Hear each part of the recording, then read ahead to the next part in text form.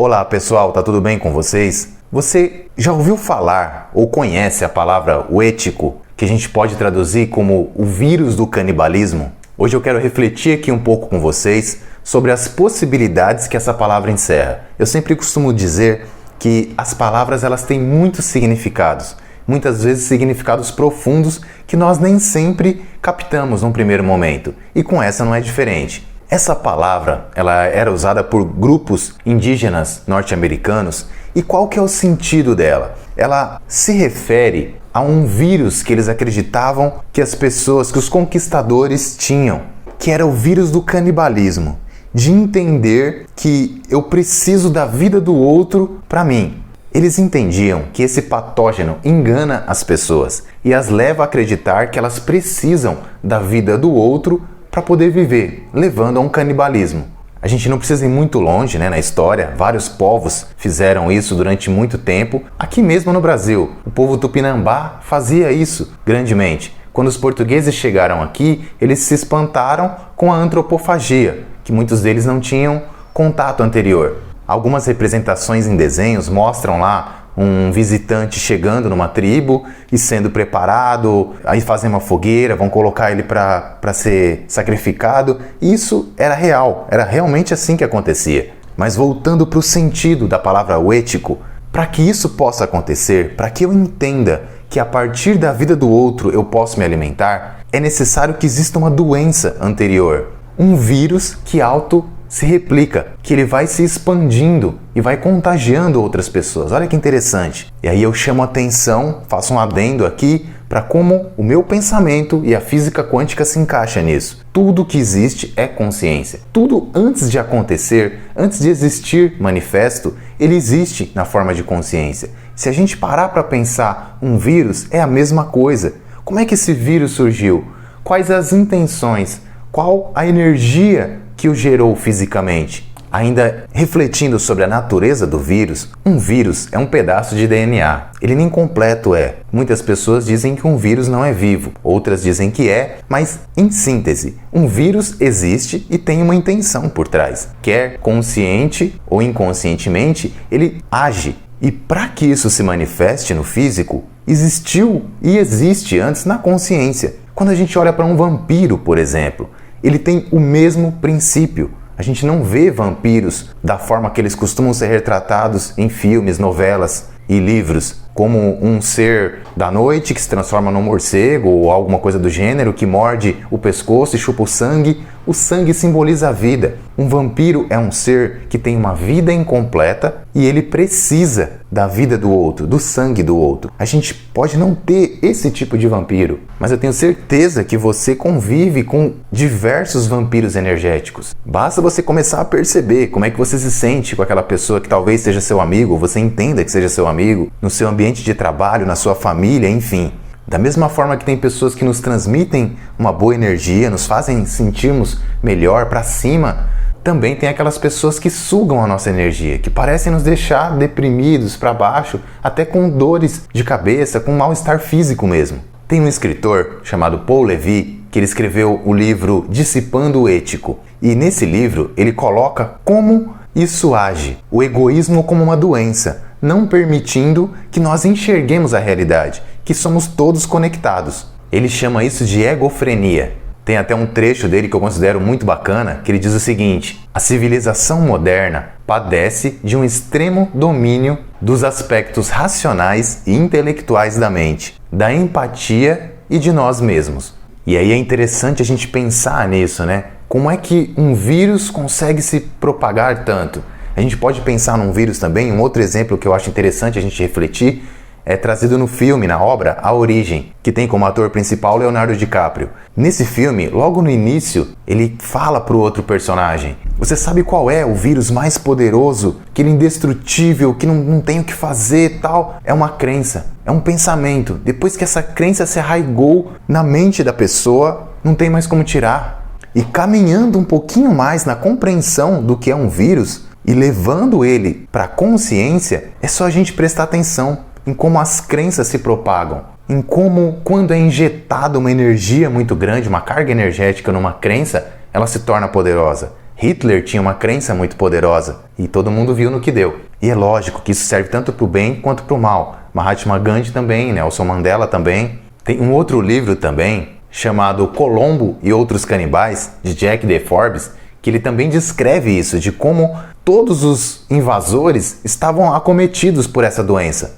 E aí eu sigo aqui para uma outra obra comentada pelo Paul Levy, que é a obra do Philip K. Dick, um escritor simplesmente fantástico. Blade Runner, O Homem do Castelo Alto, Os Agentes do Destino. O Philip K. Dick, ele descreve uma prisão de ferro negro. E o que seria essa prisão? Um tipo de Matrix, no qual nós vivemos e entendemos que essa é a realidade. Mas, assim como dizia Platão lá no Mundo das Ideias, essa não é a realidade verdadeira. A gente vive numa ilusão. E essa prisão de ferro negra, ou Matrix, ou ético, ela nos leva a entender, à medida que ela se alastra e toma conta de uma civilização, que nós somos como robôs, que nós somos seres individuais e temos que buscar cada um nosso. Então é o clássico que a gente vê. É um mundo dominado pelo materialismo. Então eu tenho que fazer o meu, eu tenho que ser egoísta, extremamente egoísta, porque sou eu contra o outro. O Philip K. Dick sempre trazia, numa obra ou outra, referências a como tudo é conectado. Todos são a mesma consciência. Mas esse vírus, o ético, ele nos leva a entender que não, que o certo é assim, que nós devemos realmente agir individualmente e que nós somos robôs. Por isso que eles mencionam ser um patógeno capaz de enganar, capaz de nos levar a entender a vida de uma certa forma que não é real. Uma outra obra e autor que eu considero fantásticos e para mim representam essa ideia do ético da melhor forma possível. Não conheço ninguém que traduza isso na literatura melhor que o Stephen King. Tem uma obra dele, tem várias que ele traz esse conceito, mas tem uma que eu me lembro agora, que é A Tempestade do Século. Só resumindo rapidamente ela, conta a história de uma cidade pequena, na qual haveria uma enorme tempestade em breve. E aí aparece um forasteiro nessa cidade, ele simplesmente aparece lá, vai para a casa da pessoa mais idosa da cidade, mata elas, acho que ele mata com a bengala, batendo na cabeça, alguma coisa assim, e ele simplesmente senta no sofá e fica esperando a polícia chegar. Quando eles chegam para prendê-lo, ele simplesmente fala uma coisa: me deem o que eu quero e eu vou embora. E aí ele vai preso, etc., sempre repetindo isso. E aí a cidade fica empolvorosa, todo mundo, nossa, quem é esse desgraçado? Beleza, ele fica lá na cadeia, repetindo isso sem parar. Me deem o que eu quero e eu vou embora. Sem ninguém entender exatamente o que está acontecendo. Até uma hora que ele sai, a hora que ele quer, ele sai da cadeia. Eu não lembro a ordem exata das coisas, mas havia algumas crianças de uma certa idade na cidade. E ele faz essas crianças caírem num sono e todo mundo fica desesperado. E aí ele anuncia para a cidade: eu quero todo mundo na igreja, tal hora, tal dia, que eu vou lá, a gente vai conversar. Mais ou menos assim. E ele vai lá e já está bem claro na entrada da igreja: a verdade vos libertará. E quando ele chega nessa igreja, ele vai soltando várias situações das pessoas da cidade. Então, ó, você espancou uma pessoa que era gay e tal, fez assim, assado. E aí a pessoa negava veementemente: não, imagina, você é louco, tá inventando. Ele falava: ó, você, para passar na prova da polícia, você fez isso, você adulterou as coisas, você roubou. Não, imagina, eu não. E ele vai jogando podres de todas as pessoas da cidade. E todos negam veementemente. O ego fala mais alto: não, imagina, esse cara não sabe o que está falando. E aí ele explica que ele deixou as crianças assim e o que ele queria era uma criança. Essa criança seria bem tratada, ia viver com ele não era um humano, e essa criança aprenderia muito, teria uma vida maravilhosa, conheceria muito mais do que um humano comum. Ele queria um filho, ele queria alguém para passar a herança dele. E aí é muito interessante a forma como cada pai, cada mãe simplesmente quer destruir os outros em prol do seu filho. Não, é o meu filho que sai daqui, eu não quero saber de nada, tal. Ninguém, por um instante sequer, assume ter feito atrocidades na vida. Ninguém, em nenhum momento, coloca o outro como uma prioridade. Cada um só vê o seu lado. Enfim, não vou contar o final para quem quiser assistir, eu recomendo grandemente, mas são obras que retratam a ideia do ético, a ideia do canibalismo, que ele, antes de mais nada, é psíquico. Quando a gente olha para uma sociedade onde todo mundo tem como objetivo primordial ter muito, não é ter o suficiente ou em abundância. Isso é uma questão bastante complexa também, que eu acredito que vai gerar muita polêmica. Mas quando uma enorme maioria da população planetária tem esse vírus arraigado, a gente pode entender aqui que quem domina as ações dessa civilização é esse vírus, porque ele consome. Então, a própria civilização age como um vírus. Se a gente olhar, é assim que funciona. A maioria dos humanos vive e tem como objetivo ter mais, explorar mais o planeta. O canibalismo, se a gente pensar que todos os seres são uma consciência só, como é que os animais são tratados aqui? O canibalismo ainda existe, a escravidão ainda existe. E o canibalismo de eu querer a vida do outro a qualquer custo? Que eu tenha um funcionário que eu possa explorar o tanto de pessoas que existem ganhando cerca de $1 por dia, trabalhando o dia inteiro, praticamente um prato de comida,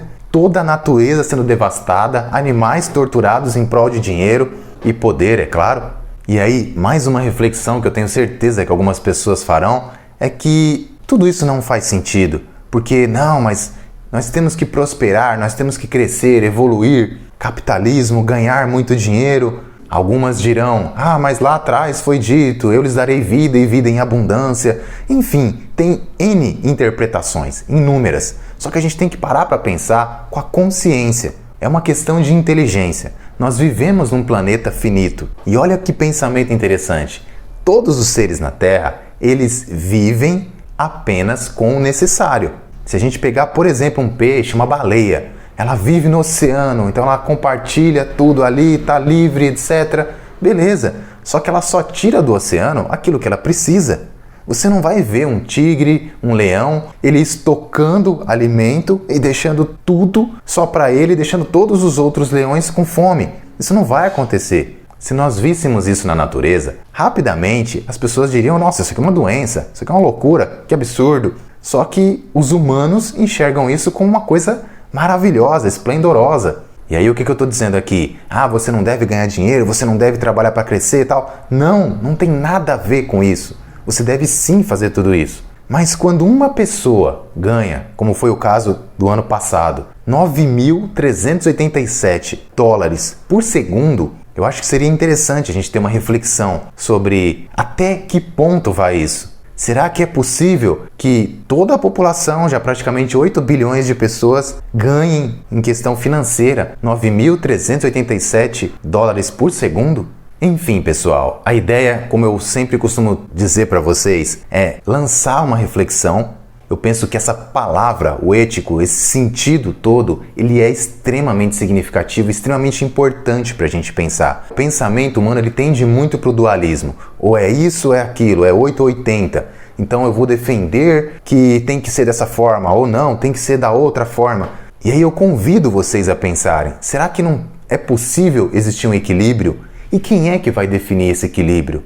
Esse equilíbrio não é externo, não tem como um presidente fazer isso, como Deus fazer isso, como algum regulador externo fazer isso. É questão do bom senso e ele só pode se dar através da expansão de consciência. Um ser que expandiu a sua consciência para entender que todos os seres são conectados, ele vai entender muito bem que cada um está no seu momento, que ele precisa cuidar da sua vida, crescer, etc., mas que também existe o outro e que eu não posso agir ou criar uma dimensão, um universo, uma situação na qual eu prejudique o outro propositadamente em prol do meu enriquecimento, do meu poder, do meu crescimento de alguma forma. Isso é doentio. Quando a gente vê isso num corpo, a gente tem um acúmulo de certas células estranhas num certo ponto, temos um câncer. Com a sociedade não é diferente. Bom, pessoal, acho que é essa a reflexão. Se vocês acharam interessante, compartilhem o vídeo com um colega, se inscrevam no canal para as notificações dos próximos vídeos e para ajudar o canal a crescer. Fiquem à vontade para fazer um comentário, pergunta, observação. Muito obrigado pela companhia e até a próxima vez.